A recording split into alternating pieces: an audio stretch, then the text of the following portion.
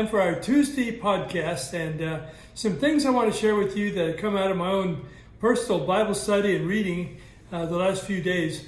Here we are heading into some hot weather again. It's been nice in Las Vegas over the last few days, but we're heading into those triple-digit days with upper 80 nights, and it's the dog days of August, I guess.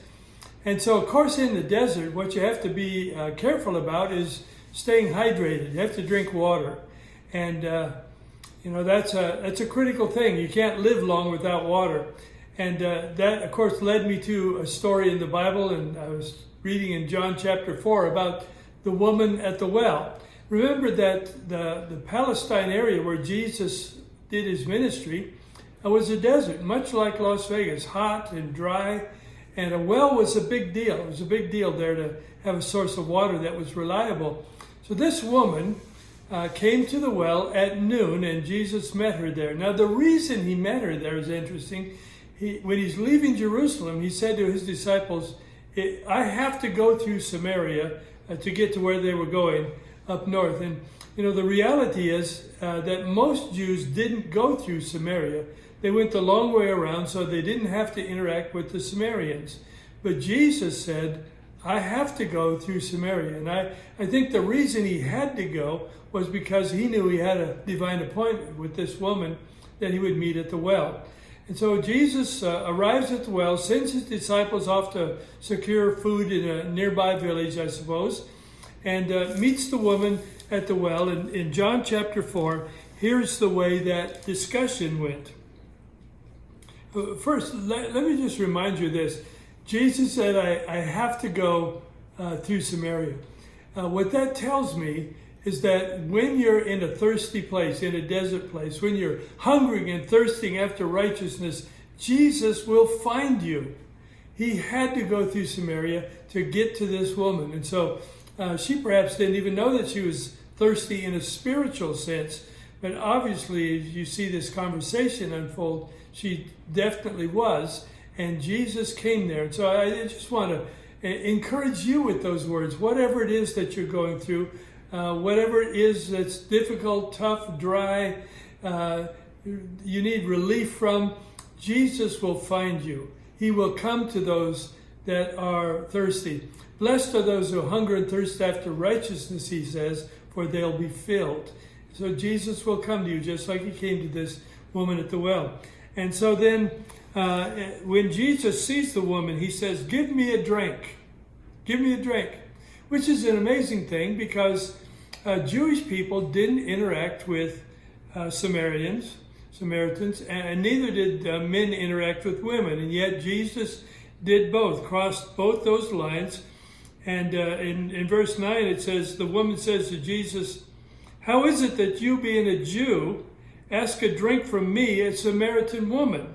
For the Jews have no dealings with the Samaritans. And Jesus, I love this verse. Jesus said to her, if you only knew the gift of God and who it was that is talking to you, if you only knew who it is that's saying to you, give me a drink, then you would have asked him, and he would have given you living water. And so then the woman again says, how can that be? You don't have a bucket.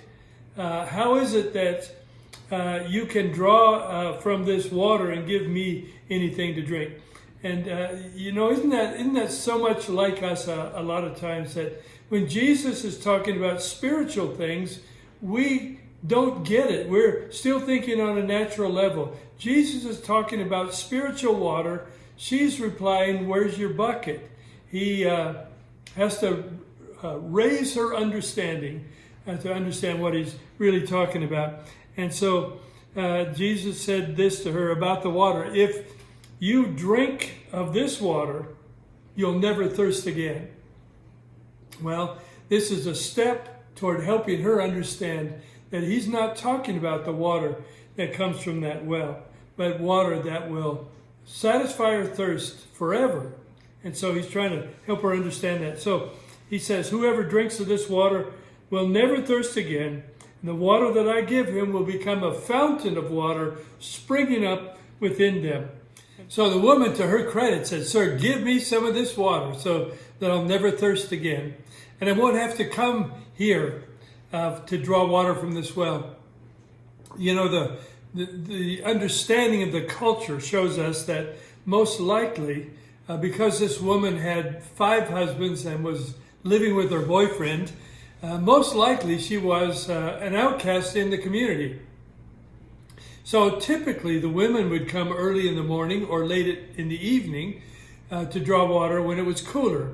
But she is apparently avoiding interaction with people in the village who she feels probably will be shunning her. And so she comes at noontime, the worst time of the day, in a hot summer day perhaps, where the heat is burning down. She's there drawing water, and she very rightly says, "I don't want to keep doing this. I don't want to keep coming to this well and drawing this water." But she's beginning to understand that there's another water that Jesus is talking about, that if she draws of that water, she will never thirst again.